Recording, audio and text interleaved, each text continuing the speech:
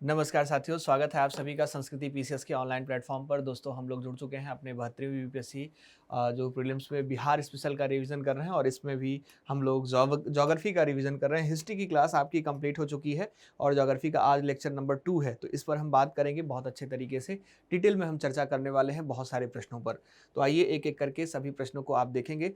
उससे पहले एक छोटी सी इन्फॉर्मेशन है, आप इसको ग्रैब करेंगे। दोस्तों जो लोग हमारे पीसीएस फाउंडेशन कोर्स से जुड़ना चाहते हैं उनके लिए एक आवश्यक सूचना है और सूचना यह है कि आप UP PCS, BPSC, MP PCS, RAS किसी भी एग्जाम की तैयारी करते हैं तो आपको मोर देन 80% ऑफ मिल रहा है हमारे जो है इन कोर्सेज पर। और यह जो ऑफर है इसका लाभ आपको सिर्फ 27 जून 2026 तक मिलेगा, यानी आज के डेट तक ही मिलेगा। तो आप इस पर जो है बहुत अच्छे तरीके से ध्यान दीजिए और अच्छे से इसको जो है ग्रैब कर लीजिए अगर आपको जुड़ना है तो। किसी भी प्रकार की इन्फॉर्मेशन चाहिए तो यहाँ पर नंबर दिया गया है 9555124124। इस पर आप कांटेक्ट कर लीजिए, आपको सारी इन्फॉर्मेशन मिल जाएगी, या फिर वेबसाइट पर भी विजिट कर सकते हैं sanskritis.com पर। चलिए शुरू करते हैं हम अपने सेशन को और अच्छे तरीके से इसको कंटिन्यू करते हैं। दोस्तों हर एक प्रश्न को आप ठीक से देखने का प्रयास करिएगा, समझने का प्रयास करिएगा। चलिए यहाँ पर बात करें तो बिहार राज्य में गंगा के किनारे स्थित जिलों की संख्या पूछी जा रही है। ठीक, बहुत सामान्य सा सवाल है और मुझे लगता है कि आपको यह जानना भी चाहिए। ठीक है दोस्तों, अगर हम बात करें तो आप सबसे पहले गंगा नदी की बात यहाँ पर करी गई है, तो गंगा नदी के बारे में भी ध्यान रखिएगा।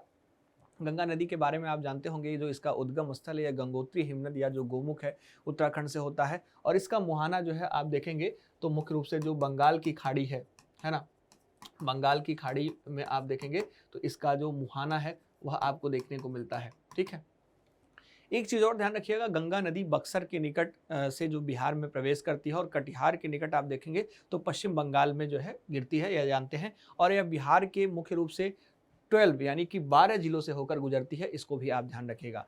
एक महत्वपूर्ण बात यहाँ पर यह है कि कौन कौन से जिले हैं, तो बक्सर, भोजपुर, सारण, पटना, वैशाली, समस्तीपुर, बेगूसराय, खगड़िया, लखीसराय, मुंगेर, भागलपुर और जो है आप देखेंगे तो मुख्य रूप से जो कटिहार है यहाँ से आपको गुजरते हुए दिखाई दे देगी। अगर हम यहाँ पर मैप को डाले होंगे तो मैप में आपको दिखा देते हैं। यहाँ पर देखिए ये गंगा नदी जो है यहाँ से आपकी इंटर कर रही है। ठीक है, यहाँ से इंटर कर रही है, आप गौर कर पा रहे होंगे। ये उत्तर प्रदेश है आपका पश्चिम में।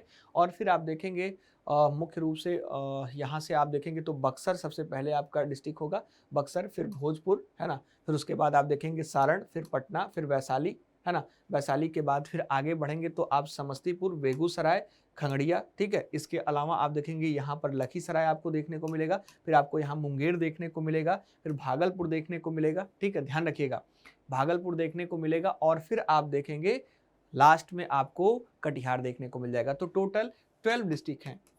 ठीक है, आप लोग ध्यान रखिएगा इसको। चलिए आगे बढ़े, तो यहाँ पर इसको आप कनेक्ट करेंगे। इस प्रश्न का जो सही आंसर है यह है आपको।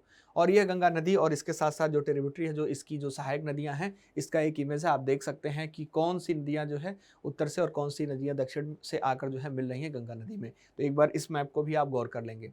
सेकेंड नंबर का क्वेश्चन है, बिहार के किस जिले से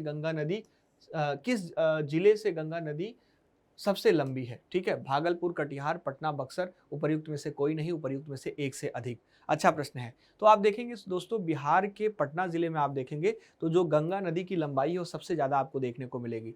पटना जिले में गंगा नदी का जो कुल विस्तार है वह आप देखेंगे 99 किलोमीटर। यहाँ पर पटना आप ढूंढिए, देखिए पटना यहाँ पर है, यहाँ से इसकी सीमा स्टार्ट हो रही है ना, और आप देखेंगे ये पूरा पटना ही है, यहाँ तक इसकी सीमा है। ठीक है, तो इस बीच में जो डिस्टेंस है वह आपको 99 किलोमीटर देखने को मिलेगा। 99 किलोमीटर का एक लंबा जो है डिस्टेंस यह देखेंगे तो इस डिस्ट्रिक्ट में तय करती है।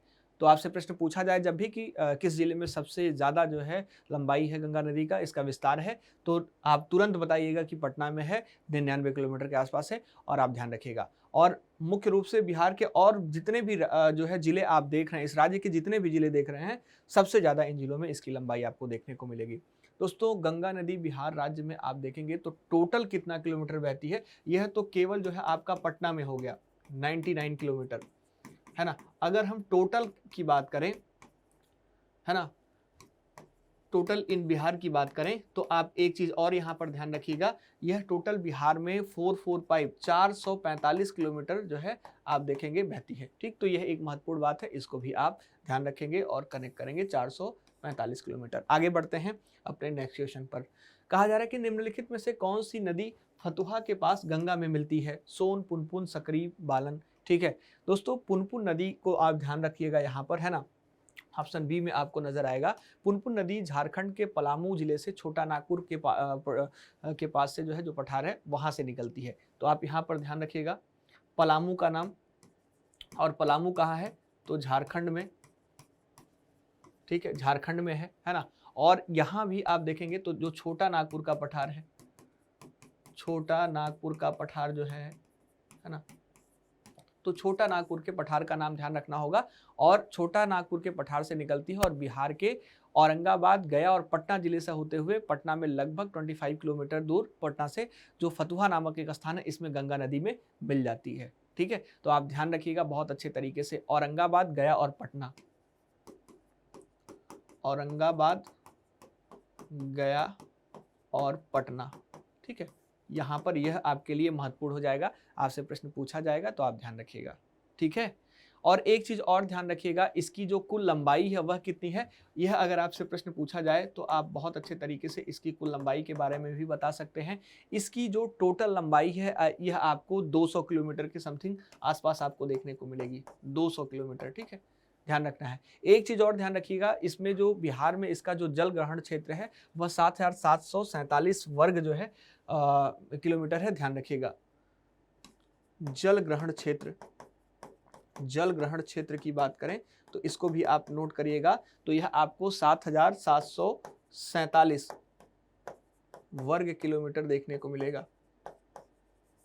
ठीक है, तो यहाँ पर यह भी एक छोटी सी इंफॉर्मेशन आप ध्यान रख सकते हैं। चलिए आगे बढ़ते हैं नेक्स्ट क्वेश्चन की तरफ। गंडक नदी का दूसरा नाम आपसे पूछा जा रहा है। ठीक है, यह भी आपके 69वीं बीपीएससी के एग्जाम में पूछा गया है प्री में। ठीक है, तो गंडक नदी का दूसरा प्रमुख नाम जो आपको देखने को मिलेगा वह नारायणी देखने को मिलेगा। ठीक है, और इसकी अगर हम कुल लंबाई की बात करें, इसके कुल लंबाई की बात करें तो यहाँ पर ध्यान रखिएगा यह जो है 630 किलोमीटर लंबी है। ठीक है, एक चीज और ध्यान रखिएगा, बिहार में इसकी लंबाई आपसे पूछी जा सकती है। तो ध्यान रखिएगा, बिहार में अगर आपसे इसकी लंबाई पूछी जाए, बिहार में अगर लंबाई पूछी जाए तो 260 किलोमीटर इसकी लंबाई बिहार में आपको देखने को मिलती है, यह ध्यान रखिएगा। साथ ही साथ जो जल ग्रहण क्षेत्र यह भी पूछा जा सकता है, जल ग्रहण क्षेत्र की बात करें तो यह भी आपसे पूछा जा सकता है। तो टोटल इसका जो जल ग्रहण क्षेत्र है वह 4188 है वर्ग किलोमीटर है। ठीक है, तो ध्यान रखिएगा बहुत अच्छे तरीके से। और एक चीज और ध्यान रखिएगा, जो इसका उद्भव स्थल है यह भी पूछा जा सकता है। तो अन्नपूर्णा जो श्रेणी है ना, अन्नपूर्णा श्रेणी की बात करें तो अन्नपूर्णा श्रेणी के जो मानंग मीट और जो कुतांग है इनके मध्य से जो है यह निकलती हुई है। ठीक है, विशेष तौर पर अन्नपूर्णा श्रेणी को आप ध्यान रखेंगे तो आपका काम हो जाएगा, है ना। यहीं से प्रश्न पूछा जाएगा, लेकिन आप अगर लिखना चाहें तो लिख सकते हैं। जो मानंग मीट और कुतांग है इसके मध्य से जो है इस श्रेणी के यहाँ से उसका उद्गम स्थल जो है माना जाता है इसकी, है ना, गंडक की। एक चीज और ध्यान रखिएगा, इसका संगम गंगा नदी में होता है गंडक का। और इसके संगम की बात करें तो गंगा को तो ध्यान आप रखेंगे, लेकिन यहाँ पर जो स्थान है वह भी थोड़ा सा ध्यान रखना होगा। हाजीपुर आप ध्यान रखिएगा, तो हाजीपुर के पास जो है यह इसका संगम हो जाता है गंगा में। ठीक है, महत्वपूर्ण जो है एक आपको यह भी पॉइंट देखने को मिलेगा। आगे बढ़ते हैं नेक्स्ट क्वेश्चन की तरफ। सारण सिंचाई नहर निकलती है सोन नदी से, गंगा नदी से, कोसी से, गंडक से। 44वीं बीपीएससी में पूछा गया है। तो दोस्तों सारण सिंचाई नहर अगर हम बात करें तो बिहार की गंडक परियोजना की एक बहुत ही महत्वपूर्ण शाखा है। ठीक है, तो गंडक से ही निकलेगी और यह मुख्य रूप से सारण, सिवान और गोपालगंज जिला है, इसके लाखों किसानों को कृषि के लिए जो पानी है वह उपलब्ध कराती है। ठीक है, तो यहाँ पर ध्यान रखिएगा। एक चीज और ध्यान रखिएगा, इससे संबंधित जो सबसे प्रमुख बिंदु है वह जो है आपको ध्यान रखना होगा। यह नहर जो है वाल्मीकि नगर, जो मुख्य विशेषता और जो स्रोत और मार्ग के संदर्भ में ध्यान रखिएगा, यह नहर जो है वाल्मीकि नगर जो कि पश्चिमी चंपारण में स्थित जो गंडक नदी बैराज है इससे निकलने वाली जो मुख्य पश्चिमी नहर है इसका हिस्सा है। ठीक है, और नहर प्रणाली इन तीनों जिलों में लगभग आप देखेंगे तो 1.58 लाख हेक्टेयर तक की जो भूमि, कृषि योग्य भूमि है, इसकी सिंचाई क्षमता का जो है निर्धारण करती है, यह इसका जो है सृजन करती है। और आप एक चीज ध्यान रखिएगा, इस नहर के पानी से मुख्य रूप से आप देखेंगे जो धान, गेहूं और जो मक्का जैसी प्रमुख फसल है इसकी खेती को बढ़ावा मिलता है। ठीक है, तो यहाँ पर यह भी आपको ध्यान में रखना पड़ेगा। आइए नेक्स्ट प्रश्न की तरफ बढ़ते हैं। निम्नलिखित नहर प्रणालियों में किससे बिहार के क्षेत्र में सिंचाई होती है? ऊपरी गंगा नहर, त्रिवेणी नहर, शारदा नहर, पूर्वी यमुना नहर, उपर्युक्त में से कोई नहीं, उपर्युक्त में से एक से अधिक। तो दोस्तों यहाँ पर आप त्रिवेणी नहर को गौर करिएगा बहुत अच्छे तरीके से, बी ऑप्शन में देखने को मिलेगा। त्रिवेणी नहर बिहार की एक बहुत ही प्रमुख सिंचाई नहर प्रणाली है और इसका निर्माण अगर हम देखें तो बिहार का जो उत्तरी पश्चिमी क्षेत्र है, जिसमें जो है चंपारण जिले की बात करें, है ना, उत्तरी पश्चिमी क्षेत्र में स्थित जो चंपारण जिला है, इसमें आप देखेंगे तो सिंचाई के उद्देश्य से गंडक नदी के बाएं तट से जो है किया गया है। ठीक है, और एक चीज और आप ध्यान रखिएगा, ऊपरी जो गंगा नहर प्रणाली है यह उत्तर प्रदेश के पश्चिमी जिले की सिंचाई करती है। ठीक है, जो ऊपरी गंगा नहर है, तो इसके बारे में यह भी ध्यान रखिएगा। और इसका आप देखेंगे तो मुख्य रूप से उत्तर प्रदेश से इसका संबंध है, बिहार से इसका कोई संबंध नहीं है। ठीक है, तो उत्तर प्रदेश के पश्चिमी जिलों की सिंचाई करती है जो ऊपरी गंगा नहर है ना, बिहार से इसका कोई संबंध नहीं है, इसका संबंध यूपी से है। ठीक है, शारदा नहर का भी हम थोड़ा सा जिक्र कर लेते हैं, यहाँ पर ऑप्शन में दिख ही रहा है तो बात कर लेते हैं। शारदा नहर भी आप देखेंगे तो उत्तर प्रदेश की सबसे बड़ी नहर प्रणालियों में से एक है, जो मुख्य रूप से आप देखेंगे तो उत्तर प्रदेश के अवध और अन्य क्षेत्रों को सिंचित करती है। ठीक है, तो यूपी में जो अवध वाला क्षेत्र है इसको यह सिंचित करती है। इसके बाद अगर हम बात करें तो पूर्वी यमुना नहर प्रणाली भी आपको देखने को मिल रहा है ऑप्शन में।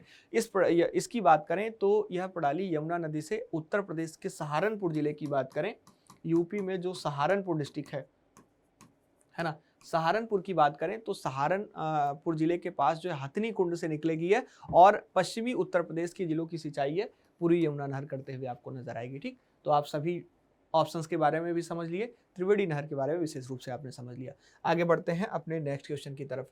प्रधानमंत्री नरेंद्र मोदी ने हाल ही में जिस बहुउद्देशीय परियोजना की नींव जो है रखी, वह किस नदी पर बनाने के लिए रखी थी? ठीक है, परियोजना की नींव किस नदी पर बनाने के लिए रखी थी, यह प्रश्न पूछा जा रहा है। कोसी, बूढ़ी गंडक, फल्गु, उत्तरी कोयल। तो दोस्तों यहाँ पर अगर हम बात करें तो हमारे पीएम, हमारे प्रधानमंत्री श्री नरेंद्र मोदी जी की बात करें तो ध्यान रखिएगा, इन्होंने जनवरी 2019 की अगर बात करें, है ना, जनवरी 2019 में झारखंड के पलामू जिले में उत्तर कोयल नदी पर जो मुख्य रूप से एक बांध है जिसका नाम है मंडल बांध, है ना, मंडल डैम, इस परियोजना के अधूरे कार्य को फिर से शुरू करने के लिए इसकी आधारशिला रखी थी। ठीक है, तो यहाँ पर मंडल डैम का नाम आपको ध्यान रखना होगा। सबसे पहले मंडल डैम की बात करें, है ना, नोट कर लीजिएगा इसको।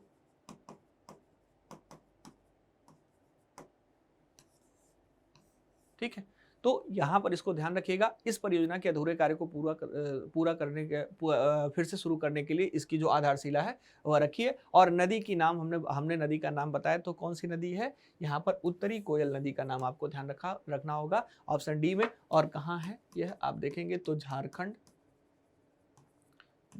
के पलामू की अगर हम बात करें तो, है ना, झारखंड के पलामू जिले में उत्तरी कोयल नदी पर, है ना, मंडल बांध।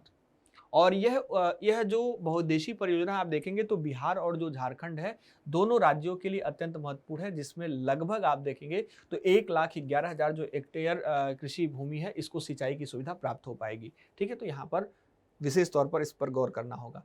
12 नंबर क्वेश्चन देखेंगे। प्रधानमंत्री नरेंद्र मोदी ने हाल ही में जिस बहुउद्देशीय परियोजना की नींव, हाँ अच्छा ये प्रश्न वही रिपीट हो गया है ना, तो आप देखेंगे, है ना, ये रिपीट हो गया है तो कोई बात नहीं, इसको आप छोड़ देंगे, स्किप कर देंगे दोस्तों, है ना, गलती से हो गया, डोंट वरी। अगला जो है प्रश्न है, बिहार के किस जिले में जो तिलहड़ कुंड जलप्रपात है यह अवस्थित है? सासाराम, नवादा, कैमूर या फिर रोहतास? तो दोस्तों अगर हम बात करें तो तिलहड़ जो कुंड जलप्रपात है यह बिहार के कैमूर जिले में आपको जो है अवस्थित दिखाई दे देगा। और यह आप देखेंगे तो सुरम्य जलप्रपात कैमूर जिले के भभुआ अधौरा मार्ग पर स्थित है। ठीक है, तो यहाँ पर आप विशेष तौर पर भभुआ अधौरा का नाम ध्यान रखिएगा, है ना, बहुत अच्छे तरीके से इसको गौर करिएगा, जो भभुआ अधौरा मार्ग है। ठीक है, एक चीज और ध्यान रखिएगा, यह झरना लगभग 80 मीटर जो है 80 मीटर ऊंचा है।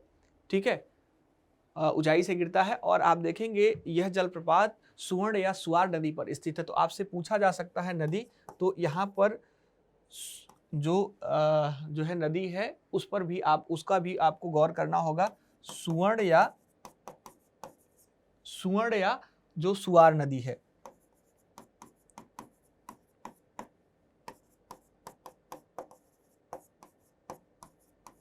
ठीक है, तो यहाँ पर आप इसका नाम भी बहुत अच्छे तरीके से ध्यान रखेंगे।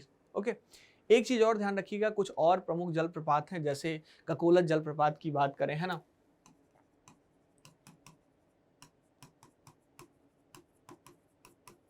ठीक, ककोलत जलप्रपात की बात करें तो आप लोग जानते होंगे कि ककोलत जलप्रपात आपको कहाँ, नवादा में देखने को मिलेगा, है ना। इसके अलावा आप देखेंगे तो और भी जलप्रपात हैं, जैसे धुआकुंड जलप्रपात तो सासाराम में, है ना। इसके अलावा दुर्गावती जलप्रपात रोहतास में, जो मुख्य रूप से मांझर कुंड जलप्रपात है सासाराम में, और इसके अलावा जो मुख्य रूप से एक और जलप्रपात है जिसका नाम है तुलना भवानी, है ना, जलप्रपात, यह आपको रोहतास में देखने को मिलेगा, ठीक। तो यहाँ पर इन सभी का भी नाम आप गौर कर सकते हैं। चलिए आगे बढ़ते हैं नेक्स्ट क्वेश्चन की तरफ। एशिया की सबसे बड़ी ताजे जल वाली गोखुर झील बिहार में कौन सी है, यह आप बताएंगे।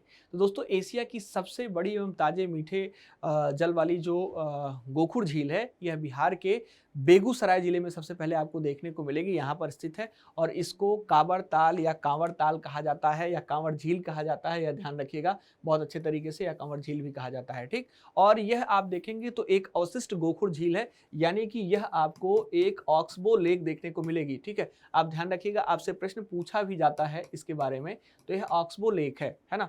और जिसका निर्माण किससे हुआ है, तो आप देखेंगे जो बूढ़ी गंडक है, जो बूढ़ी गंडक है, इसकी अगर हम बात करें, जो बूढ़ी गंडक नदी है, इसके घुमाव से, इसके विसर्ग से आपको देखने को मिला है, इसके कारण हुआ। आपने देखा होगा, मान लीजिए नदी ये ऐसे बह रही है, फिर ये ऐसे रास्ता बनाकर ऐसे बहना स्टार्ट कर देती है, तो इसी को हम गोखुर झील कई बार कहते हैं। यहाँ पानी मुख्य धारा से कट जाती है, तो गोखुर झील इसको आप कहते हैं, ठीक है। ओके, तो इसको आप समझने का प्रयास करेंगे। एक चीज और ध्यान रखिएगा कि 2020 में बिहार का पहला और भारत का 41वां जो रामसर स्थल है, यह भी इसी को घोषित किया गया था, ठीक है। एक चीज और आप ध्यान रखेंगे, कांवर झील पक्षी अभ्यारण्य भी यहीं पर स्थित है, जो मध्य एशियाई जो फ्लाईवे है, इसका एक बहुत ही मुख्य पड़ाव यहाँ पर देखने को मिलता है। और यहाँ आप देखेंगे तो सर्दियों में मध्य एशिया से आने वाले पक्षियों सहित कुल लगभग 200 से अधिक अलग अलग प्रजातियों की जो पक्षियाँ हैं वह देखने को मिलती हैं, और करीब 50 से अधिक मछलियों की जो प्रजातियाँ हैं वह भी आपको यहाँ देखने को मिलती है। तो बहुत ही रिच है ये, है ना। और बिहार में जो कुछ प्रमुख झीलें हैं उनको भी आप गौर कर लीजिएगा। जैसे बात करें कुशेश्वर नाथ झील की, तो कुशेश्वर स्थान है एक जो दरभंगा में है, वहाँ पर। अनुपम झील कैमूर में देखने को मिलेगा, गोगाबिल झील कटिहार में देखने को मिलेगा। इसके अलावा आप देखेंगे तो मत्स्यगंधा झील आपको देखने को बिहार में मिलता है, जो कि सहरसा में, है ना। इसके अलावा जो सिमरी बख्तियारपुर झील है सहरसा जिला में, जो मुख्य रूप से मुचलिंदा झील है बोध गया में, है ना, और जो घोघा झील है कटिहार में, यह सभी कुछ प्रमुख झीलें हैं, इनका भी नाम आपको गौर करना पड़ेगा। यह भी आपको आपके एग्जाम में पूछा जाता है, तो इस पर भी आपको ध्यान देना पड़ेगा। तो दोस्तों यहाँ पर टोटल आपके यह सभी जो है जो क्वेश्चंस हैं अभी आज वाले सेशन में समाप्त होते हैं। 15-15 क्वेश्चंस से हमने कर लिया है। आगे फिर हम जो है अपने कुछ और प्रश्नों को करेंगे, उनको देखेंगे। तो आज के लिए इतना ही। मिलते हैं हम लोग अपने नेक्स्ट सेशन में, और नेक्स्ट सेशन में फिर से बात करेंगे अपने उन सभी प्रश्नों पर जो आपके एग्जाम के लिए बेहद महत्वपूर्ण है, आपके रिवीजन के लिए बेहद महत्वपूर्ण है, और जिनका थीम आपको देखना बहुत आवश्यक है, क्योंकि अगर आप उसको बहुत अच्छे तरीके से नहीं देखेंगे, इग्नोर करेंगे, तो आप एग्जाम में जो है मिस कर सकते हैं क्वेश्चंस को, ठीक है, या गलत कर सकते हैं। तो विशेष रूप से इसी उद्देश्य के साथ हम इस सेशन को कर रहे हैं, तो आप उसको ध्यान से समझते हुए आगे बढ़ेंगे। अगर आपको कोई डाउट है दोस्तों, तो आप मुझे कमेंट बॉक्स में ज़रूर बताइए, पूछिए, मैं ज़रूर आपको रिप्लाई करूँगा, मैं ज़रूर आपको उत्तर दूंगा, ठीक है। तो आज के लिए इतना ही। Thank you so much. बहुत बहुत धन्यवाद आप सभी का संस्कृति पीसीएस के ऑनलाइन प्लेटफॉर्म से जुड़ने के लिए, और साथ ही साथ मेरे साथ भी जुड़ने के लिए।